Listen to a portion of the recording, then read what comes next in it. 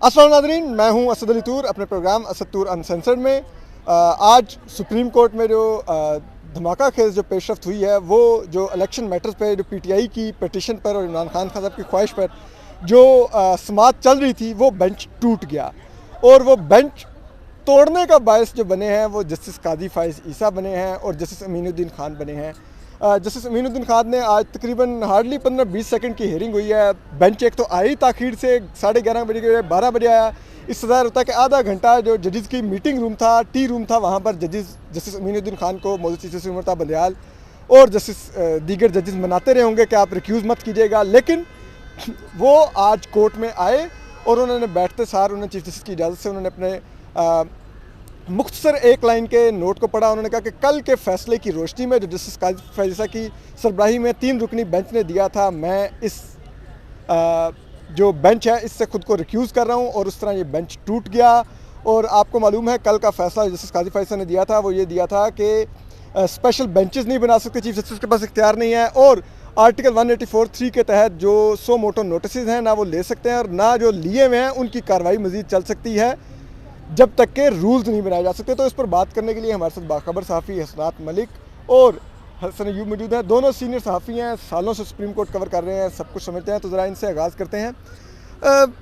हसन, एक बात बताइए, जस्टिस जो अमीनुद्दीन खान हैं उन्होंने तो ये ग्रेस दिखाई, उन्होंने कहा कल मैंने एक फ़ैसला दिया था जस्टिस कादी फाइज़ ईसा के साथ बेंच में बैठ के, तो उसके बाद मैं इखलाकी तौर पर इस बेंच में नहीं बैठूँगा जी। तो जस्टिस एजाजुल हसन के सो मोटो नोटिस की दरख्वास्त के ऊपर सो मोटो हुआ, लेकिन और पिछली दफ़ा तमाम पार्टियों की तरफ से एतराज़ात करने के बाद वो इस बेंच से उनको रिक्यूज़ करना पड़ा और वो दोबारा फिर इस बेंच में बैठ गए। उन्होंने ये नहीं सोचा जस्टिस अमीनुद्दीन खान की तरह कोई ग्रेसफुली आज खुद नोटिस के लिए जो जुडिशल नोट मूव हुआ था, दरख्वास्त नहीं नोट था चीफ जस्टिस को जो पुट किया गया था, वो जस्टिस एजाजुल हसन और जस्टिस मज़ाहिर अली अकबर नकवी का था। तो बिल्कुल वो मूवर थे, उन्होंने माइंड अपना एक्सप्रेस किया हुआ था, तो इस मामले को उनको सुनना नहीं चाहिए था। लेकिन इस टाइम जो उन्होंने मौक़िफ़ इख्तियार किया हुआ है कि हम जो केस सुन रहे हैं मौजूदा, वो उस केस में बेसिकली प्रेयर तो पीटीआई की ये है कि जो सुप्रीम कोर्ट का ऑर्डर है उसकी इंप्लीमेंटेशन मांग रही है और वो डायरेक्ट 184(3) में बराह रास्त सुप्रीम कोर्ट में आई हैं। यानी हाई कोर्ट के किसी फैसले को चैलेंज नहीं कर रही पीटीआई, वो बराह रास्त 184(3) में आई है। तो यही वजह है कि बराह रास्त केस के हवाले से जो गुज़िश्ता रोज़ जस्टिस कादी फाइज़ ईसा और जस्टिस अमीनुद्दीन खान का जो 3 मेंबर बेंच का फैसला है उसकी बाइंडिंग थी, वो उनके ऊपर बाइंडिंग थी क्योंकि सिग्नेटरी थे, और वैसे इस बेंच के ऊपर भी बाइंडिंग है क्योंकि ऑर्डर इन फील्ड है। जब तक उसके खिलाफ रिव्यू नहीं आता और जब तक उस ऑर्डर को वो इन फील्ड है सस्पेंड नहीं होता, तो वो बाइंडिंग जस्टिस एजाजुल हसन के ऊपर भी है, वो चीफ जस्टिस के ऊपर भी है। वो जुडिशल ऑर्डर है, जुडिशल ऑर्डर को अनडू करने का तरीकाकार है, उसके खिलाफ स्टे हो सकता है, उसको सस्पेंड किया जा सकता है, उसके खिलाफ नज़रसानी आ सकती है। लेकिन उसमें भी जस्टिस कादी फाइज़ ईसा को बिठा के उसको रिव्यू में जाना पड़ेगा, उसमें उनको बिठाना भी पड़ेगा और बिठाए बगैर भी हो सकता नहीं हो सकता, वैसे मुझे नहीं पता। नोट इशू देखें, अभी एक प्रेसिडेंट है जब अब्दुल कयूम सिद्दीकी और वाला, उसमें तो हाँ बिल्कुल उसको बिठाए बगैर सो मोटो लेके भी तो बेसिकली, लेकिन वो प्रेसिडेंट भी वैसे बाय द वे कोई अच्छा प्रेसिडेंट तो नहीं था। लेकिन वो देखें, वो ये है कि वो असूल ये है कि कोई भी मैटर है, ये दूसरों के लिए असूल है कि जी कोई जज अगर कोई कॉग्निजेंस या आपको बेंच लेता है तो मामला पहले चीफ जस्टिस को भेजे, चीफ जस्टिस उस पर बेंच बनाए और फिर जो है वो मामला होता है। अब इसमें यह है कि वो जो एक जस्टिस शायद वहीद हैं जो चौथे नंबर से लाहौर हाई कोर्ट से supreme court out of turn elevate हो गए थे, हालांकि जुडिशल कमीशन में रिजेक्ट हो गया था उनका नाम, लेकिन बाद में फिर दोबारा से डाल के मोखर का एक नाम डाल के। अच्छा, वो डेफर क्या था, उन्होंने पिछली मर्तबा वो हुए रिजेक्ट था नाम उनका, लेकिन बाद में चीफ जस्टिस ने कहा कि डेफर कहे, डेफर हुआ है। वो शायद वहीद साहब का जो नोट है वो भी अब रेलेवेंट होगा, मे बी वो फिर चीफ जस्टिस को कहें कि जी आप इसमें मामले को रिव्यू करें। लेकिन ये बेंच तो बनाना पड़ेगा, ये आर्डर इन फील्ड है, इस आर्डर के लिए चीफ जस्टिस को या बेंच कोई और बनाए, यही 3 जजेस उसको सस्पेंड करें या कोई उसको एक दफ़ा केस लगाना कर सकते उसको। 3 जजेस कहाँ सस्पेंड कर सकते हैं उसको? लेकिन 2 जजेस का फैसला है ना, 3 नहीं तो है तो 3 मेंबर बेंच का ना, तो 5 मेंबर बेंच बनाना पड़ेगा। ये एक ने उसको मैं भी साथ बिठा लें, वो केड़ा मतलब। अच्छा, लेकिन एक बात है बड़ी दिलचस्प, आप अगर देखें, अगर आप देखें जिन जस्टिस कादी फाइज़ ईसा को चीफ जस्टिस उमर बंदयाल साहब बेंचेस में साथ बिठाने को तैयार नहीं, वो एक धड़ेबंदी का यहाँ पर मामला चल रहा है, पसंद नापसंद का चल रहा है, उन जस्टिस कादी फाइज़ ईसा ने इस बेंच से बाहर रहकर भी इस बेंच को जिसे कहते हैं वो तोड़वा दिया, इस बेंच की जड़ों में बैठ गए और एक उन्होंने ऑर्डर लिखा और चीफ जस्टिस उमर बंदयाल साहब के जो ये 5 रुकनी बेंच था जो पीटीआई की दरख्वास्त पर बना हुआ था, उसकी इमारत ज़मीन बोस होगी कम से कम आज की हद तक। तो हसन, आप ये क्या समझते हैं कि क्या अब मौजूद जैसे उमता बंदयाल साहब क्या कर सकते हैं, क्या करना चाहिए? तो बड़ा अच्छा है, जो आइडियल वे फॉरवर्ड है कि वो जाएं, आगे बढ़ें, 10 कदम चलना पड़े, 20 कदम चलना पड़े, अपने ब्रदर जजेस के पास जाएं, उनको गले मिलाएं, उनको बिठाएं अपने साथ और मामलात को अफवाह तफहीम से हल करें, क्योंकि लड़ाई का नुकसान उनको बहुत हो चुका है। लड़ाई का नुकसान ना सिर्फ उनकी ज़ात को हुआ है बल्कि इस अदारे को हुआ है। और एक तमाशा जो था, जो पहले बिहाइंड क्लोज डोर्स होता था, फिर वो ओपन कोर्ट्स में आया और फिर ओपन कोर्ट से होता हुआ जुडिशल ऑर्डर्स में आ चुका है। तो ये बड़ा अनफॉर्चुनेट है, इस चीज़ को रोकने की ज़रूरत है। यहीं पर ही बंद बांधना है, अगर बंद नहीं बांधेंगे, देखें ये ज़िद ईगो है, ये इस ईगो से आगे बढ़ना होगा। और जो चीफ जस्टिस उमता बंदयाल बहैसियत इंसान बहुत अच्छे आदमी हैं, उनके आसपास कुछ लोग ऐसे हैं दाएं बाएं, वो उनको रोक रहे हैं। उनके दाएं बाएं तो जस्टिस मुनीब अख्तर और जस्टिस एजाजुल हसन बैठे, बस आप जो भी समझ रहे हैं उनको रोक रहे हैं। तो उनको चाहिए, मैं तरदीद नहीं कर रहा, उनको चाहिए कि आगे बढ़ें और अपने बाकी दीगर ब्रदर जजेस हैं उनके साथ जो है अपने ताल्लुकात दोबारा जो है रिस्टोर करें और फिर वे फॉरवर्ड खुद निकालें। देखिए, अगर फुल कोर्ट बैठता है एडमिनिस्ट्रेशन साइड के ऊपर तो बैठ कर तमाम मामलात को हल कर सकता है। They do not need legislation. आज तो सेनेट ने भी पास कर दिया ना, जो सुप्रीम कोर्ट इस्ताहात है या जुडिशल इस्ताहात का जो बिल है, चीफ जस्टिस की जो पावर है उसको रेगुलेट करने के हवाले से, तो वो वहाँ से पास हो चुका है। ये पास करने की ज़रूरत भी नहीं थी, ये खुद एडमिनिस्ट्रेशन साइड के ऊपर सुप्रीम कोर्ट के पास ये इख्तियार है कि अपने रूल्स को अमेंड कर लेता। हसनात भाई, और ये मामला साबिक चीफ जस्टिस आसिफ सईद खोसा ने एक ड्राफ्ट शेयर भी किया फुल कोर्ट में दिसंबर 2019। उसके बाद मामला डिस्कस ही नहीं हुआ, गुलजार साहब ने भी नहीं और मौजूदा चीफ जस्टिस ने फुल कोर्ट की मीटिंग ही नहीं बुलाई।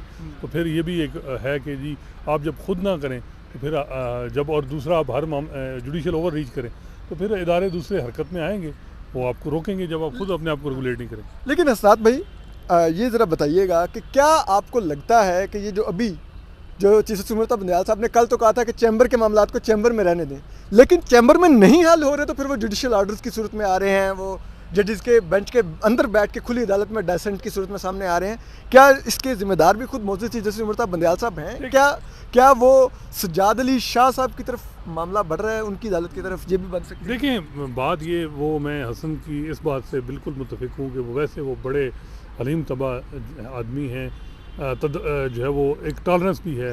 वो वैद मेरे ख्याल है चीफ जस्टिस हैं जिनके दौर में किसी के खिलाफ तौहीन अदालत की कार्रवाई नहीं हुई, ये अच्छी खुशैन बात है। लेकिन एक जो चीज़ है ना कि जब वो चीफ जस्टिस बने थे, अंदाज़ा ये भी पता चला कि जी जस्टिस कादी फाइसा और इन्होंने कोई फूल भेजे, उन्होंने बुक भेजी, तो कोई तहफ़ का जो है वो तबादला भी हुआ। उसके बाद ये हुआ कि जो है वो उसके बाद एक रिव्यू आ गई, रिव्यू की जजमेंट आ गई जस्टिस कादी फाइसा के। उस रिव्यू की जजमेंट में 100 पेज लिख रही है चीफ जस्टिस उमता बंदयाल, और उसमें वो चीज़ें भी डिस्कस की जो ड्यूरिंग द हियरिंग भी नहीं थी। उन्होंने कहा जी जस्टिस कादी फाइसा को पता था ये है वो है, वो अकाउंट के बारे में, जॉइंट अकाउंट का, और उनको जवाब देना, मतलब है कि वो अपनी तरफ से उन्होंने उनको करने की कोशिश की। एक मतलब है कि जस्टिस कादी फाइसा को निशाना बनाया प्रॉपर, मतलब है कि वो उसको साबित करना चाह रहे थे कि जस्टिस कादी फाइसा गलत बयानी कर रहे हैं। हालांकि उससे पहले 2-3 हफ्ते मामला ठीक चल रहे थे जबकि वो चीफ जस्टिस बने। अच्छा, उसके बाद ही जैसे मुनीब ने क्या किया, उसने कहा कि ये तो मेजॉरिटी है ही नहीं, 2 रिटायर जजेस से आपने कैसे कर दिया। अब कल कह रहे थे कि मिनॉरिटी कैसे मेजॉरिटी को कर रही है, और खुद पूरा एक नोट लिखा माइनॉरिटी को मेजॉरिटी में बदल। इसके अलावा भी इतला थी कि वो काफ़ी गुस्सा था उनको। अब देखें वो चीज़ आ गई, चलें वो भी हो जाती। फिर आपने अप्रैल में आई नो कॉन्फिडेंस की, उसमें फुल कोर्ट बना, नहीं लार्जर बेंच बना, आपने जस्टिस कादी फाइसा को इग्नोर किया। सदारती रेफरेंस आया कि जी वोट काउंट होना है 63A पे, आपने जस्टिस कादी फाइसा को इग्नोर किया। जस्टिस कादी फाइसा ने लेटर लिखा, आपको याद हो, उन्होंने कहा मैं सीनियर पूरी जज हैं, आपसे मुझसे मुशावरत करें, इतने इंपॉर्टेंट मामले, लेकिन आपने नहीं की। एडमिनिस्ट्रेटिव सारी कमेटियाँ आपने जस्टिस एजाजुल हसन अपने दोस्त को दे दी। देखें, आपने सुप्रीम कोर्ट की जो 1 साल में चलाई है ना, लाइक माइंडेड जजेस के साथ चलाई है, जिसका आपको नुकसान हो रहा है। आपने उस जज के साथ आप बैठते मामला शुरू में मैं वही बात कर रहा हूँ कि हर मामला जो भी आया 184 आपने जस्टिस एजाजुल हसन को दिया, या चौथे बेंच 4 को मामला रेफ़र किया, वो जस्टिस एजाजुल हसन की सरबराही में होता था, जैसे मुनीब और जस्टिस मज़ाहिर।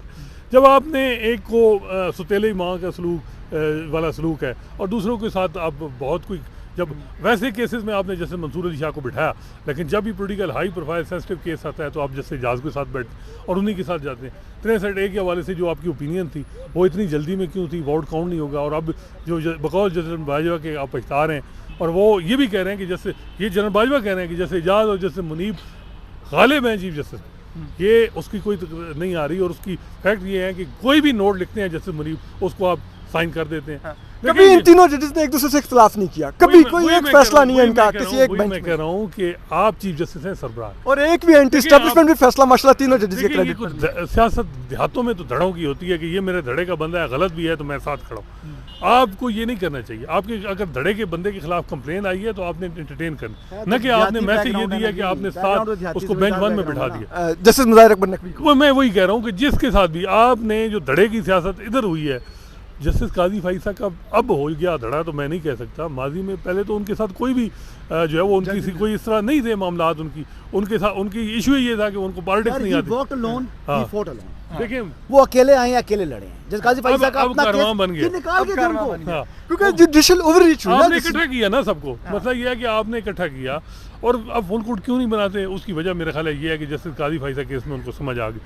कई जगह रिटायर्ड जजेस ने कहा कि जी 3 जजेस का ये असल मामला तो ख़राब खोसा ने किया, फुल कोर्ट बना दिया। अगर ये 3 जजेस के पास केस लगता वो रिजेक्ट करते और रेफरेंस चल जाता और फारिग हो जाते काजी फाइसा। उन्हें पता है फुल कोर्ट किसी भी मामले में आ गया। अब हालात इतने ख़राब हो गए हैं, अब दूसरी साइड भी स्पेयर करने को तैयार नहीं है। या तो आप बैठे उनके साथ, मसला ये है कि ट्रस्ट मिसट्रस्ट है, इतना मिसट्रस्ट है कि कोई पता नहीं होता। देखें अब कुरेटिव रिव्यू है, हुकूमत ने 4 महीने क्यों नहीं लिया, किसने उनको रोक के रखा, ये चीज़ें भी अब आएंगी। किसने प्रेस किया एस्टैब्लिशमेंट को या कि जी आप चलाएं ये वो। देखें बात ये है कि आप इशारा कर रहे हैं कि ये जो क्यूरेटिव रिव्यू विड्रा नहीं हो रहा था, ये भी उसी तरह का मामला था जैसे अटॉर्नी जनरल अनवर मंसूर अवान साहब को नहीं लगने दिया जा रहा था, जैसे जजेस की एलिवेशन अपनी मर्जी की करवाई जा रही थी, चाहे आउट ऑफ टर्न जूनियर जजेस हो। ये भी उसी तरह की कोई कमिटमेंट थी तो हुकूमत चुप थी। देखें उस हवाले से शायद नहीं है कि क्या उनको जनरल बाजवा ने रोका हुआ था या इधर से रोका हुआ था, आदलिया के अंदर से किसी ने लेकिन ये है कि उनको रोका हुआ तो था, चाहे जनरल बाजवा ने रोका हो, क्योंकि वो भी बड़े इंपॉर्टेंट, उनका भी ये था कि जैसे काजी फाइसा को जाना है। लेकिन अब अनवर मंसूर जब आर्गू करने आए, उन्होंने कहा कि जी हमें पता है आप में से किन किन जो जज हैं वो प्रिवी रहे हैं ड्राफ्टिंग में। देखें जब आपके ब्रदर जज, हम जस्टिस काजी फाइसा के खिलाफ सबको पता था कि जनरल फैज़ और एस्टैब्लिशमेंट की ये सारी मूव है। हम आपको यही कह रहे थे कि ये एक दफ़ा आपने प्रेसिडेंट की, सुप्रीम कोर्ट कभी भी इकट्ठी नहीं होगी। आपने मौका फराहम किया, आप मिले, आपके मफादात PTI के साथ, फिर फ़रोग़ नसीम को कह के अब जो भी मामला जिस तरह चले कि जी मेरा 62 से 65 साल, आसिफ सईद खोसा ने कहा कि करें नहीं 65 से 68 कर दें एज, और फिर यहाँ फ़ख्र इमाम और उन्होंने मूव भी कर दी। सारी जुडिशल देखें ना, वो चीज़ें ओवरलुक नहीं हो सकती। आपने देखें आपकी ज़ाती लड़ाई थी ना, यहाँ लड़ते, आप बाहर से किसी को फ़ायदा, मैं इशारों में बात कर रहा हूँ कि आप बाहर से मदद ना लेते, अब ली है तो अब दूसरे जो है ना वो भी आपको जो है ना वो अब वो चीज़ वो नहीं भूलेंगे जो कुछ किया है आप। बिल्कुल। अच्छा हसनात साहब ने बड़ा एक ज़बरदस्त इशारा दिया है, उन्होंने कहा कि आपने जो बाहर से मदद ली, जी ठीक है, जी वो अब जो दीगर जजेस हैं वो भूलने को तैयार नहीं कि एक जज के खिलाफ बाहर से भी मदद ली गई। लेकिन बाहर से मदद के अलावा बाहर कुछ कमिटमेंट्स की भी बातें होती हैं, कोई कमिटमेंट्स भी होती रही। क्या ये खबर आपकी पहले खबर नहीं, जब भी बात कर रहे थे ना जिस काजी फाइसा के खिलाफ क्यूरेटिव रिव्यू, तो वो वापस लेने का हुक्म दे दिया प्राइम मिनिस्टर ने। 5 महीने मैं आपको यार 5 महीने नहीं दिया, मैं खबर दे रहा हूँ ना, ये प्राइम मिनिस्टर ने ये हुक्म दे दिया। प्राइम मिनिस्टर ने क्यों नहीं दिया? मैं वही कह रहा हूँ कि 5 महीने क्यों लेट रहा यार? एक दफा डिसीजन कैबिनेट का हो गया और गलत मूव है मेरे ख्याल में। हुकूमत इस वक्त जस्टिस काजी फाइसा को तो 2 जजेस क्यों दिए हैं जी इनको फालतू? कंट्रोवर्शियल कर रही है। ये जो जजेस मिले हैं ये किसने दिए हैं? फिर क्यों आजम नजीर तारड़ ने और अशतर औसाफ साहब ने उनके हक में फैसला दिया, उनके हक में वोट दिया? दोबारा रिपीट कीजिएगा। कुछ इनकी किसके 2 जजेस की बात? दो चीफ जस्टिस उमर ता बंदियाल के जो जजेस थे, जो नाम जो उन्होंने पहले जुडिशल कमीशन में प्रपोज किए थे, जिनको मुस्तरद किया था, बाद में उन्होंने डेफर का नाम दिया उसको, ठीक है, प्रेस रिलीजेज आई हैं, वो नाम उनके मुस्तरद हुए थे। लेकिन फिर कहीं अंडरस्टैंडिंग हुई थी ना, फिर तब गवर्नमेंट आई है और गवर्नमेंट ने आकर उनके हक में वोट दिया, लॉ मिनिस्टर ने भी, अटॉर्नी जनरल ने भी, ठीक है। ये अंडरस्टैंडिंग कहाँ पे हुई, क्या हुआ ये अंडरस्टैंडिंग? ये अंडरस्टैंडिंग कहाँ हुई थी? मुलाकातें हुई थी ना इनकी। अच्छा, हसन अयूब खबर दे रहे हैं किनसे मुलाकातें हुई थी? हसनात साहब के दोस्त थे, उनसे मुलाकातें हुई थी। हसनात साहब काफी खबरें उनसे लेते होते हैं। ये हसन अयूब एक बड़ी खबर दे रहे हैं कि जो जजेस आउट ऑफ टर्न रिजेक्ट होने के बावजूद बाद में एलिवेट हुए, मोअज़्ज़ज़ जस्टिस हसन अज़हर रिजवी और मोअज़्ज़ज़ जस्टिस शाहिद वहीद, वो चीफ जस्टिस उमर बंदयाल साहब ने जो ओब्लाइज किया था उनको, वो कुछ कमिटमेंट्स के बाद ही हुआ था, तो क्या फिर वो कमिटमेंट्स पूरी नहीं हुई? कायम नहीं रहे। चीफ जस्टिस उमर बंदयाल साहब अपनी बंदयाल अपनी बातों पर कायम नहीं रहे। जो हसनात मलिक के दोस्त मुझे बताते हैं, क्योंकि इनके दोस्त हैं, हसनात मलिक के दोस्त हैं, वो बताते हैं कि वो अपनी कमिटमेंट पर कायम नहीं रहे। तो मैं तो बड़ा हैरान हुआ। मैंने कहा हसनात से पूछूंगा, हसनात अब मुस्कुरा रही है यार, क्यों कमिटमेंट? मेरे दोस्त तो आप ही हैं सुप्रीम कोर्ट में। जब भी कोई मुश्किल आती है तो आपसे ही हेल्प लेते हैं और आगे भी लेंगे। देखें, बात यह है कि नून लीग ने अब क्यूरेटिव रिव्यू लेके कंट्रोवर्शियल किया, जैसे वापस कर लिया ना, वापस हो गया। देखें कि जी मैं क्या वापस हो गया? क्यूरेटिव रिव्यू वापस हो गया? नहीं, वापस लेने का जो टाइमिंग मैं कह रहा हूँ कि ये 5 महीने पहले आपको याद होगा कि कैबिनेट ने डिसीजन किया, हुकूमत आई हुई है नून लीग की, 1 साल हो गया, 1 साल हो गया। आप ये नून लीग का जो वतीरा है ना कि जजेस जो हैं वो इंडिपेंडेंट भी लें, तो आप उनको साथ मिलाते। जस्टिस काजी फाइसा के साथ आपने कोर्ट पैकिंग में आप हिस्सा रहे हैं, जो नून लीग उनके खिलाफ कोर्ट पैकिंग नहीं, कोर्ट उनके खिलाफ। देखें, आपने 2 जूनियर जज जो अब खड़े हैं, जो चौथे और 5वें नंबर पे लेके आए हैं, कमिटमेंट जो भी है, जो भी अभी हसन बात कर रहा है, देखें आपने इस मामले में भी उनको कंट्रोवर्शियल कर रहे हैं। मेरे ख्याल में तो किसी जज का टैग नहीं होना चाहिए कि वो किसी के साथ हैं या किसी के खिलाफ हैं। और ये जो इस टाइम पे रिव्यू क्यूरेटिव वापस करना, ये इस चीज़ को देगा कि जी कल का आर्डर आया, उसके बाद ये रिवार्ड मिल रहा है और ये हो रहा है, हालांकि उसकी कोई वर्थ ही नहीं है क्यूरेटिव रिव्यू। बिल्कुल इल्लीगल है वो क्यूरेटिव रिव्यू, पढ़ा भी रहे तो वो नहीं हो सकता। लेकिन आप देखें ना, वो मामलात यही मैं कह रहा हूँ कि इसमें जजेस को भी देखना है, सारों के लिए कि वो किस तरह बैलेंस चला के चलते। ये भी नहीं हो सकता कि अब election for indefinite period late हो, लेकिन ये भी नहीं हो सकता कि कुछ जजेस जो हैं वो कोई अपने एजेंडे के लिए या जो भी मामला वो जल्दी में हो, तो कोई बैलेंस रखना पड़ेगा। और मेरा ख्याल है इसका हल ये था, पहले तो नहीं हुआ, अब भी जो है बैकग्राउंड में मीटिंग हो। कुछ जजेस तो हैं जो मुतवाज़न हैं, जिनका किसी धड़े के साथ नहीं, उनको आपकी गलत पॉलिसी की वजह से वो दूसरे धड़े में, जैसा यही अफरीदी, उन्होंने तो जस्टिस काजी फाइसा का रिव्यू भी रिजेक्ट किया है। लेकिन आपने जिस तरह किया कि वो एक दिन पूरी फाइल सारी रात पढ़ते रहें, सारा दिन, शाम के गए, उनको 10 बजे मैसेज आता है कि आपका बेंच सुबह चेंज हो गया, ठीक है।